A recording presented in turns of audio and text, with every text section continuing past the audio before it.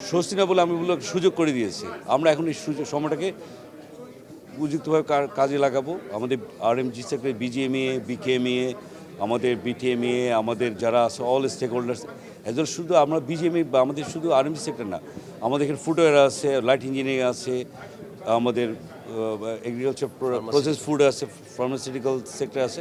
তারা সব মিলে আমরা একসঙ্গে, আপনারা দেখেছেন আমরা গত 7 তারিখে আমরা অল বিজনেস স্টেক হোল্ডার নিয়ে আমরা বিজিএমই লেড একটা আমরা আলোচনা করেছি, কিছু ওয়ার্ক এক্সারসাইজ করে, কিছু স্ট্র্যাটেজি তৈরি করেছি। সেগুলো গভর্নমেন্টের সঙ্গে আমরা আলোচনা করব, গভর্নমেন্টকে আমরা ইনপুট দিব। গভর্নমেন্ট, আপনারা জানেন আমাদের সবচেয়ে বড় শক্তি আমাদের চিফ অ্যাডভাইজার মধ্যে ডক্টর মোহাম্মদ ইউনূস। তো ওনার বিশ্বব্যাপী বড় রকম গ্রহণযোগ্যতা আছে। আমি বিশ্বাস করি যে ওনার পার্সোনাল ইন্টারভেনশন একটা যৌক্তিক পর্যায়ে গ্লোবাল ট্রেডকে একটা যৌক্তিক পর্যায়ে নিয়ে আসবে।